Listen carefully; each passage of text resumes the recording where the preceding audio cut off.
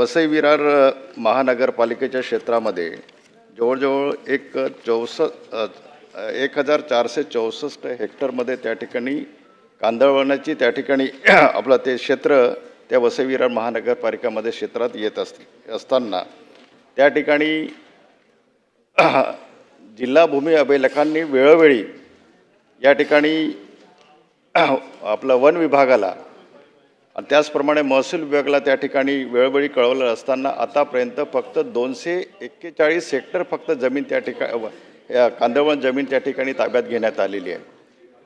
आणि एक नारंगी आणि मारंबाळा या ठिकाणी त्या ठिकाणी जेटी बनवण्यात आली।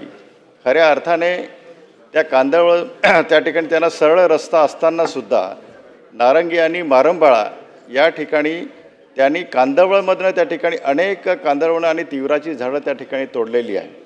ताई, माझा एक स्पेसिफिक प्रश्न आहे की 1464 हेक्टर या आपल्या कांदळवन जमिनीपैकी फक्त आतापर्यंत 241 हेक्टर जमीन ही त्या ठिकाणी ताब्यात घेण्यात आलेली आहे।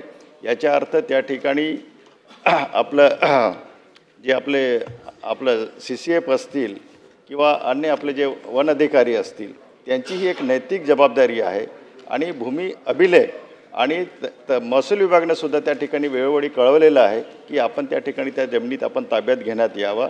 आणि 2011 आणि 2011 पासून तर आतापर्यंत ताई त्या ठिकाणी वसई विरार महानगरपालिकामध्ये ज्यांची सत्ता ग्रामपंचायतपासून नगरपालिकेपासून महानगरपालिकेमध्ये ज्यांची सत्ता होती त्यांनी प्रचंड त्या ठिकाणी त्या कांदळवनाची तोडफोड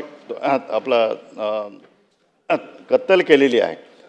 आणि म्हणून माझी विनंती आहे की असे जे भूमाफिया आहे किंवा ज्यांनी या कांदळवनाच्या झाडांची कत्तल केलेली आहे तर त्यांच्यावरती त्या ठिकाणी आतापर्यंत ज्यांच्यावर गुन्हे दाखल झालेले आहे हायकोर्टाने सुद्धा त्या ठिकाणी निर्देश दिलेला आहे की त्याच्यावर त्या ठिकाणी कारवाई करण्यात यावी।